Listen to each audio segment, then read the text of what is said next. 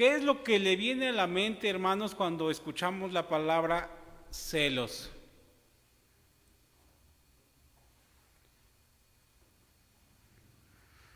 ¿Qué es lo que le viene a la mente, hermanos?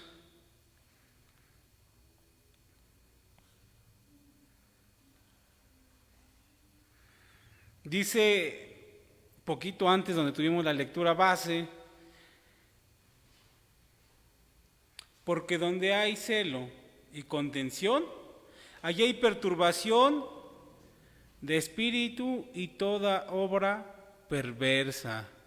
Mas la sabiduría que es de lo alto, primeramente es pura, después pacífica, modesta, benigna, llena de misericordia y de buenos frutos, no juzgadora, no fingida. Y fíjese, hermanos, que hablar de los celos, pues en el ámbito carnal, en el ámbito humano, es una actitud humana negativa. ¿Hacia quién, hermanos? Hacia nuestra pareja, hacia nuestros padres, hacia nuestros hijos y demás. Dice que esta es causada por miedo, por falta de confianza, por resentimientos, etc. Y esta frase que dice, el celoso no sufre por lo que ve, sino por lo que se imagina.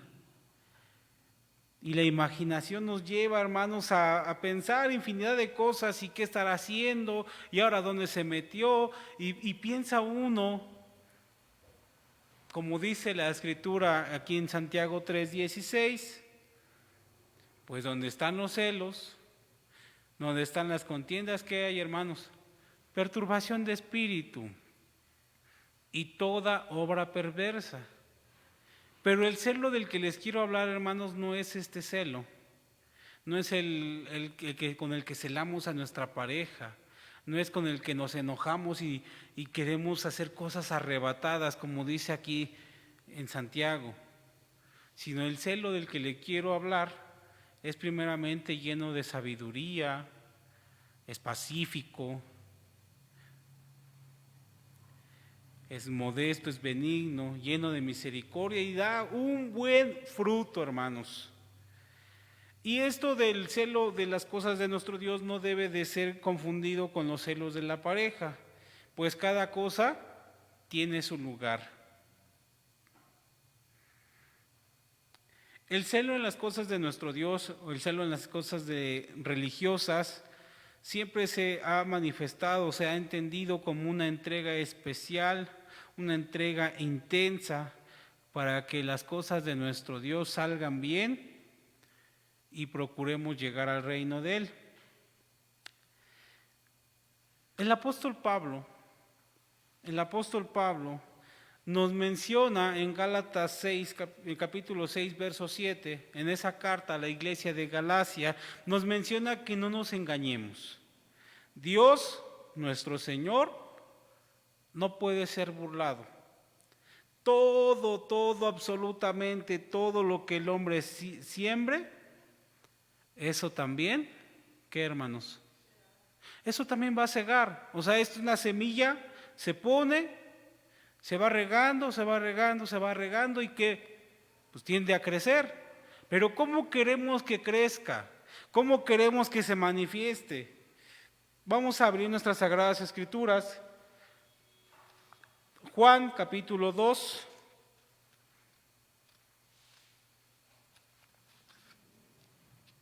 Verso 24 y 25. El Evangelio de Juan capítulo 2, verso 24 y 25. Fíjense lo que dice el Señor Jesús. Mas el mismo Jesús no se confiaba a sí mismo de ellos, porque Él conocía a todos. Y no tenía necesidad que alguien le diese testimonio del hombre, porque Él sabía lo que había en el hombre. Es decir, nuestro Dios conoce a todos. Dios conoce el corazón de las personas. Y esto sin duda, hermanos, Esto sin duda no debemos perderlo de vista ni debemos olvidarlo. Es importante que en todo tiempo nos acordemos que Dios conoce a todos.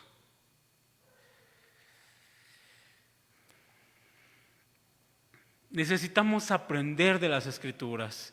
Ellas mismas nos van manejando, nos van enseñando, nos van doctrinando de cómo debe de ser el celo entonces.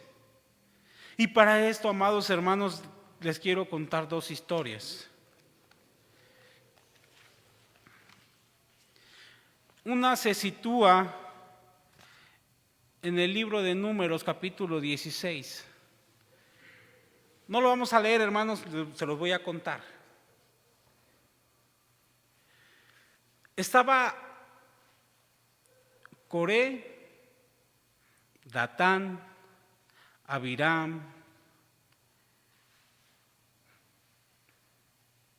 On, hijo de Pelet, tomaron gentes, para ser exactos, 250 personas del pueblo de Israel. Estaban en el desierto. Imagínense, todo está desierto.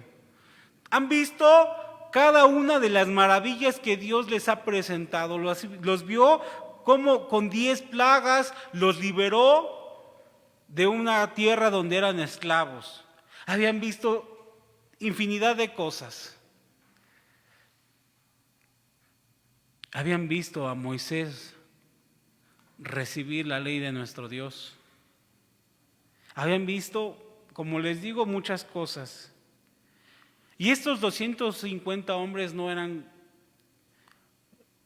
cualquier gente, era de la gente de lo más alto, eran de los príncipes, de los principales del pueblo de Israel, príncipes de la congregación, del consejo, varones de nombre, dice la Escritura. ¿Y qué cree que hicieron estos hombres con estos 4 personajes que mencioné al principio? Se congregan contra Moisés, van, cada uno con su causa, a quitarle, o pretendiendo quitarle el puesto. Libros de la sabiduría judía mencionan que ya estando reunidos todos contra Moisés, Coré le dice a Moisés: bueno, ¿y a ti quién te nombró por nuestro jefe? A ti vimos que te dio Dios la ley, pero tú ya nos estás poniendo cosas que a ti te convienen y a tu familia le favorecen, y ya tú estás enseñándonos cosas que no vimos nosotros en el Sinaí. Y eso también nos lo va relatando un poco aquí la Escritura. Dice que se rebelan contra Moisés. Todavía quieren poner a prueba a Dios. Todavía Coré tiene el atrevimiento de decirle a los que juntó, les dice: mañana mostrará Jehová quién es suyo. Porque uno de los reclamos que tenía Coré contra Moisés es que le decía: pues no todos somos santos, no todo Israel está lleno de esa sabiduría de Dios, no todos somos especiales y santos, no todos nos podemos acercar delante de Él. Pues mañana Dios mostrará su favor. Y le pide a la gente que lo acompaña que tomen sus incenciarios, que prendan ellos fuego, sahumerio delante de Jehová, y que Dios iba a hacer una elección.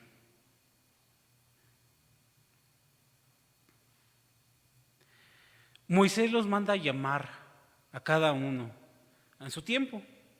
Le dice a Coré: ¿no crees que te es suficiente el oficio que llevas a Dios? ¿Todavía pretendes más? Le manda a llamar a Datán, a Abiram, y ellos dicen: yo no voy a subir contigo, ya tenemos todo para mañana.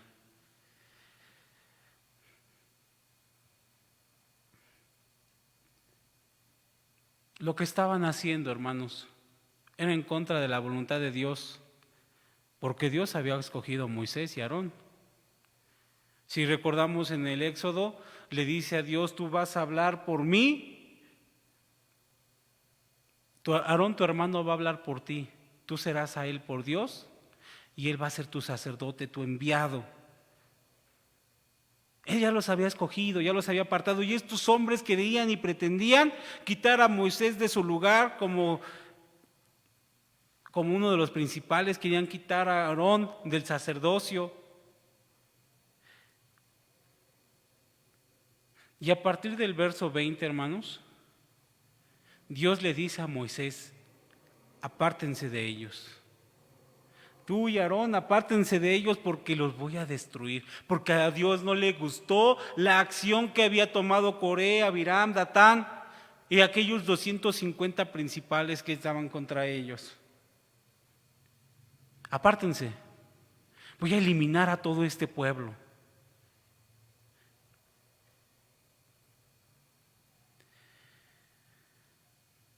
Una de las historias que también narra también esto es que Moisés le pregunta a Dios: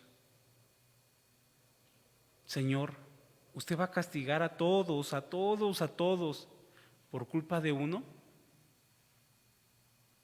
¿Usted quiere asemejarse, Señor mío, a como cualquiera de los reyes de la tierra, que ignorando quién se rebela contra usted, contra él, manda matar a todos?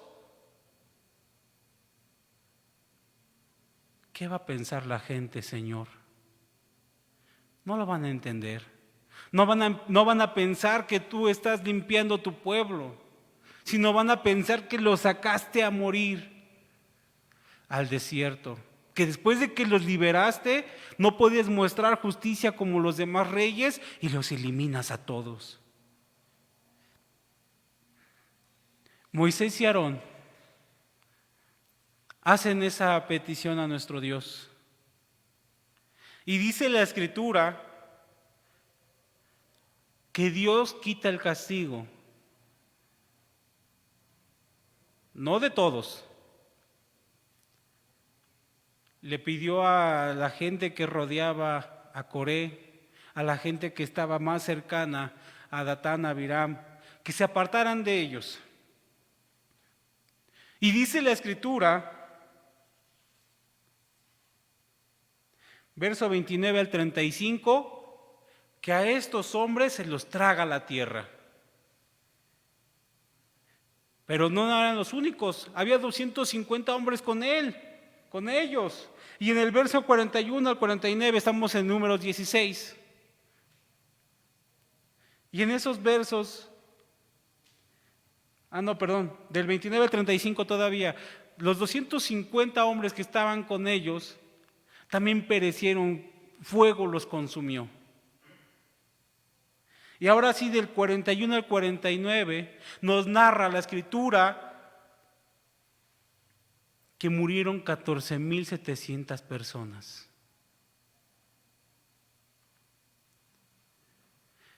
Antes de que murieran, Moisés le encarga a Aarón que vaya por el incensario, que prenda ese aroma a nuestro Dios y que con eso purifica el pueblo. En el momento en que Aarón se aleja de la presencia de Moisés, va, toma las cosas y regresa. En ese momento mueren 14,700 personas. Y ahí acabó la mortandad, con esa acción de Aarón.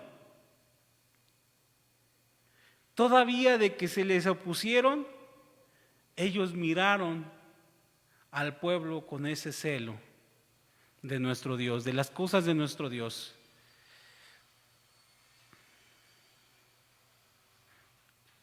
Porque efectivamente, si Dios los hubiera desaparecido, las naciones no lo hubieran entendido, no lo hubieran visto así. El hecho de orar, de acercarse a Dios, de que nos preocupe, amados hermanos, el qué se va a pensar de nuestro Dios por nuestras acciones, eso es mostrar el celo.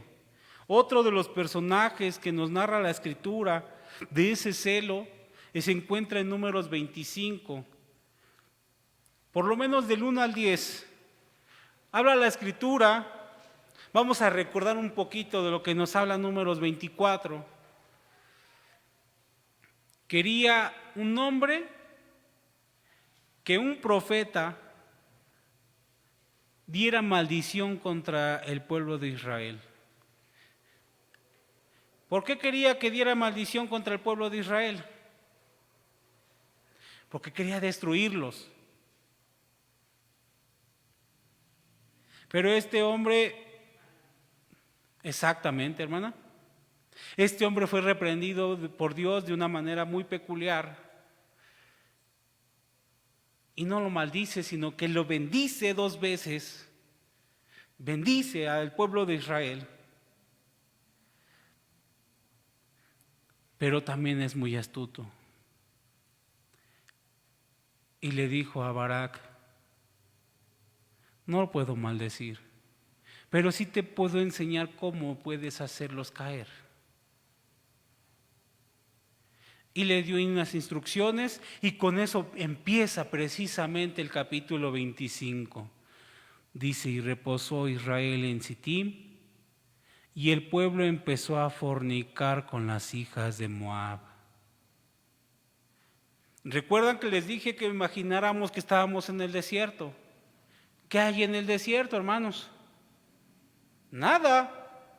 Solo habían visto descender el pan del cielo que los alimentaba, o cómo olvidar aquellas aves con las que alimentó Dios.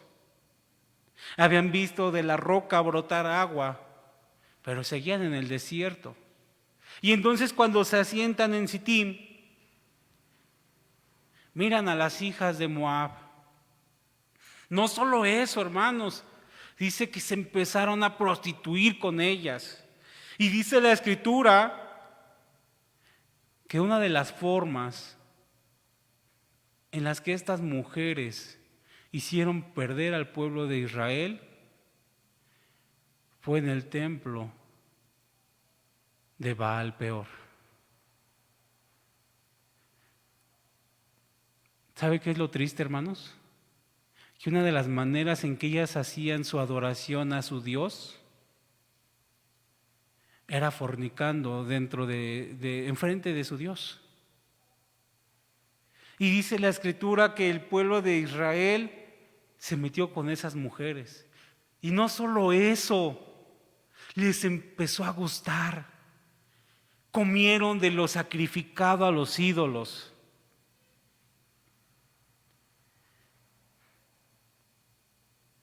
Y les empezó a gustar la adoración a Baal Peor. Dios manda a hablar a Moisés y le dice, verso 4, toma todos los príncipes del pueblo y ahórcalos a Jehová delante del sol, y la ira del furor de Jehová se apartará de Israel. Vean la instrucción, hermanos. Ya lo que estaba tomando nuestro Dios ya eran decisiones extremas, porque el pueblo se había ido a decisiones extremas. Ya no solo les gustó lo que estaban viendo, sino les gustó lo que hacían a su Dios, y les gustó más que el camino de Dios. Y entonces dice Dios, vayan, junta a los ancianos y ahorquen a estos hombres. Decisión difícil, pero fueron y lo hicieron.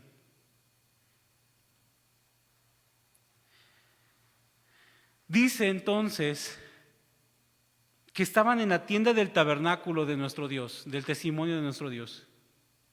Estaban llorando la muerte porque, pues al final de cuentas, tuvieron que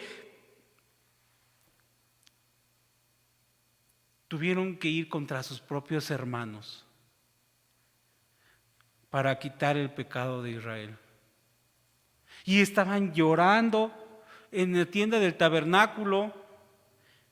¿Y qué cree que pasa, hermanos? Verso 6. Y he aquí, un varón de los hijos de Israel vino y trajo una madianita a sus hermanos, a los ojos de Moisés y de toda la congregación de los hijos de Israel. Todavía mientras ellos lloraban a la puerta del tabernáculo del testimonio,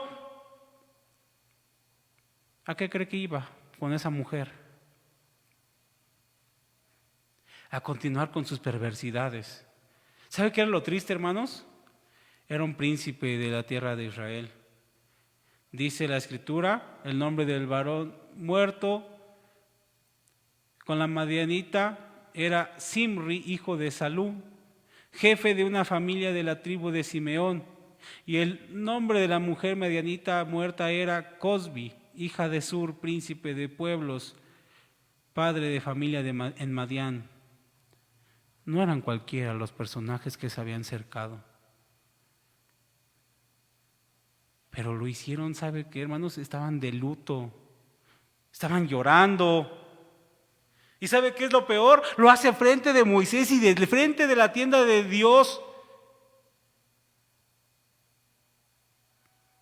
Y solo un hombre, dice la Escritura, verso 7, 25:7 de Números.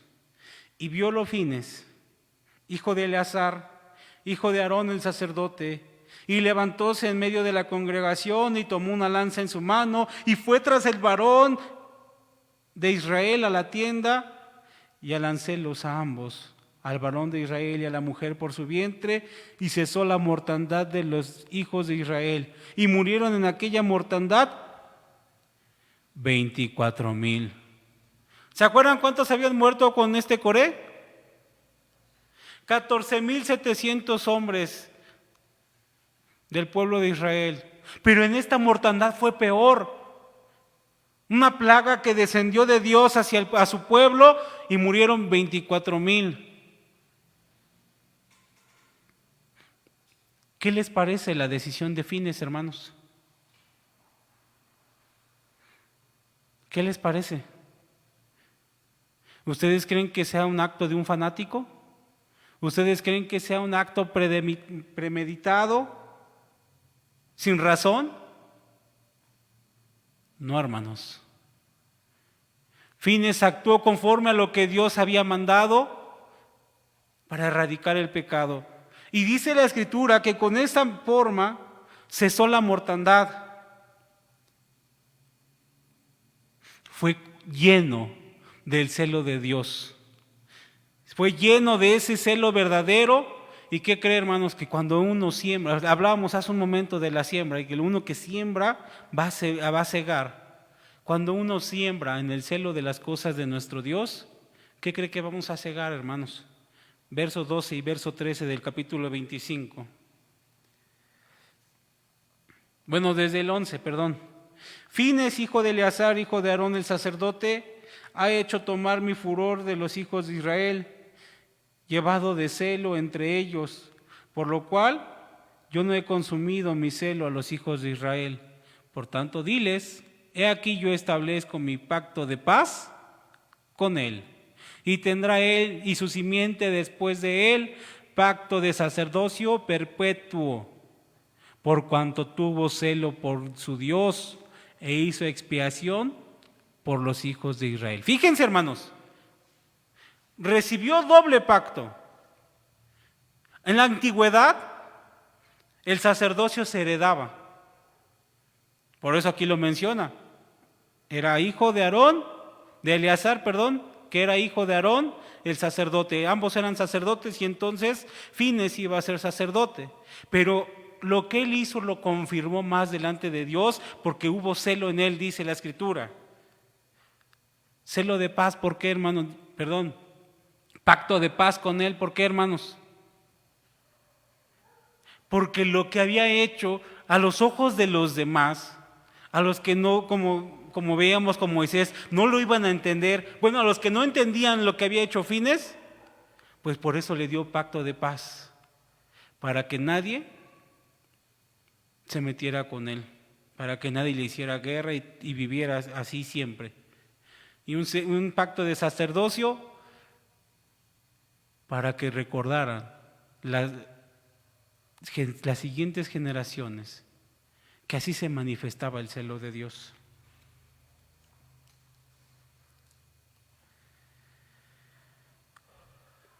¿Sabe por qué murieron 14,700 personas y 24,000 después, hermanos?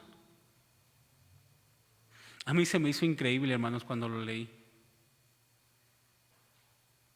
En ambos casos dice, vean el argumento, hermanos, lo que estábamos leyendo en Números 16 y lo que leímos en Números 25. En ambos casos, en el primer caso, Coré, Datán, Abiram y los 250 príncipes, con toda la congregación del pueblo de Israel, están viendo lo que están haciendo y nadie dijo nada.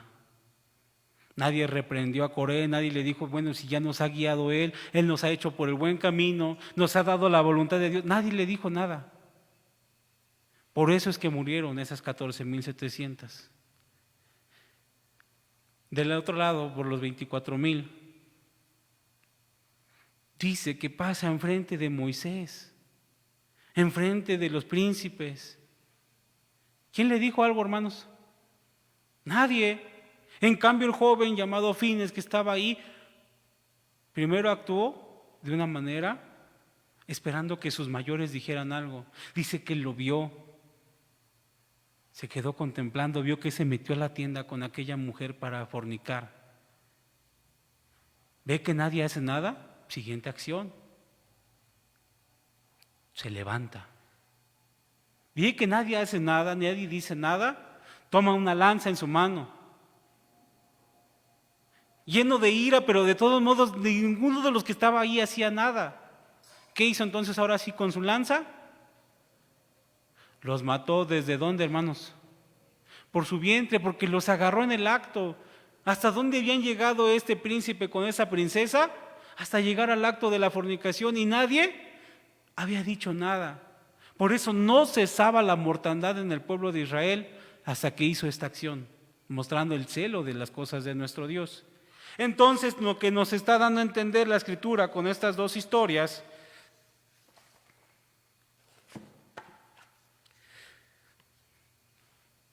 si a nadie le duele que se blasfeme el nombre de nuestro Dios, si ninguno reprende el pecado,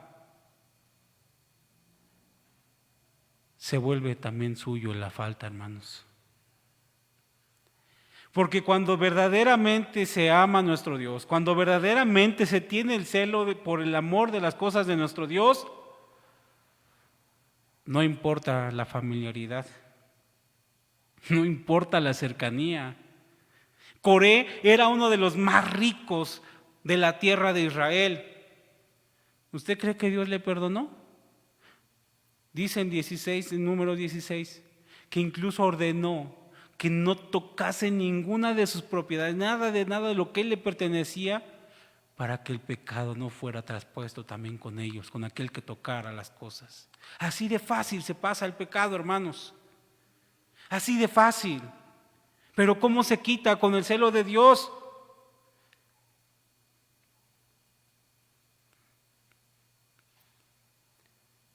Tomando acción, hermanos.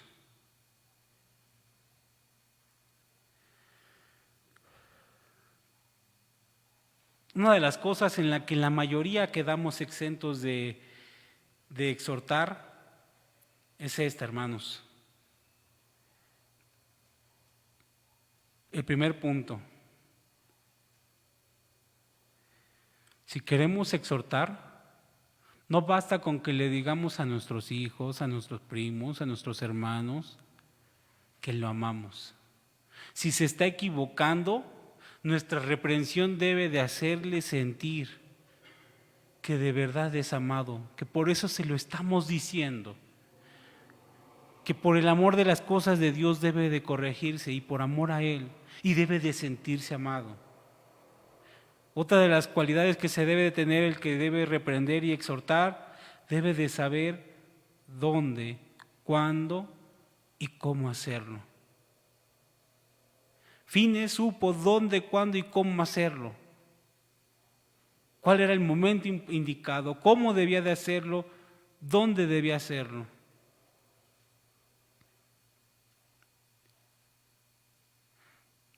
mostrando que en realidad lo que nos importa es que no se pierda el alma de nuestro hermano, pero principalmente que no se pierda la reverencia al Eterno, a nuestro Dios. Y si nosotros no sabemos cómo, cuándo y dónde practicar la exhortación, créanme, hermanos, no tenemos derecho a exhortar. Porque no basta de gritarle al que está enfrente o al que está al lado y decirle: tú estás mal, eres un ignorante, no sabes. Eso no basta, hermanos, en las cosas de nuestro Dios. Eso es exhibir. Y no se hace con amor, se hace con el fin de humillar. Pero cuando se hace con amor, se busca el momento y las palabras con las que éste se sienta amado. Porque ese es el propósito de nuestro Dios con nosotros, ¿no, hermanos? Que nos amemos los unos a los otros.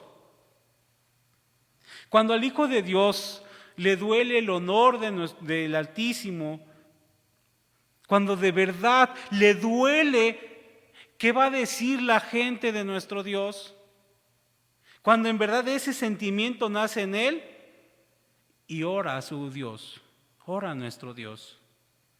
Dice que despierta la misericordia y la piedad y se quita el pecado. Pero cuando no nos duele, hermanos, pasamos indiferentes, seguimos nuestro camino y aquí nada ha pasado. Primera de Pedro, capítulo 3, verso 16 al 18.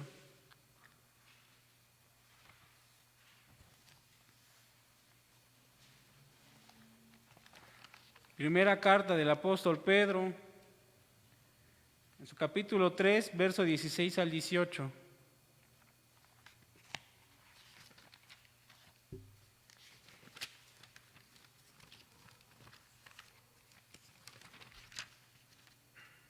Dice la Escritura: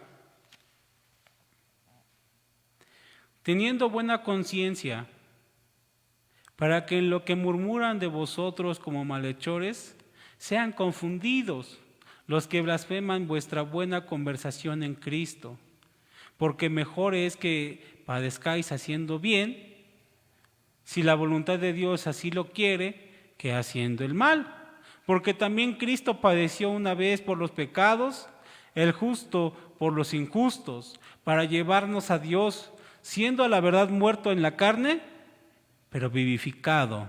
¿En qué, hermanos? En el Espíritu. Es decir, hermanos, con lo que estamos diciendo, ¿qué quiere usted que digan de Dios allá afuera? ¿Quiere que piensen, cómo le decía?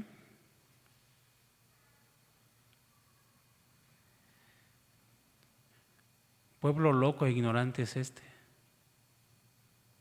¿Usted le agradaría, hermanos, que pensaran eso de nosotros? ¿O quieren que digan, como en aquel salmo que decían, verdaderamente ellos son hijos de Dios, porque han visto las maravillas que ha hecho entre nosotros?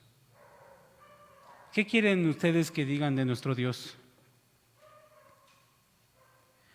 Nuestro hablar, nuestro testimonio, nuestro comportamiento, debemos de cuidarlo para que no se blasfeme el nombre de nuestro Dios, para que no la gente piensa qué clase de Dios tan indisciplinado tienen ellos. Nuestra prioridad es la santidad a nuestro Dios. Cuando andamos en su camino, cuando de verdad lo celamos como veníamos platicando, no habrá nadie que nos haga frente. No habrá nada que nos pueda quitar la bendición que Dios nos da. Pero eso depende de nosotros, hermanos. ¿Qué es lo que queremos para nosotros, para nuestros hijos, para nuestros acompañantes, para con nuestro Dios? Meditémoslo, hermanos.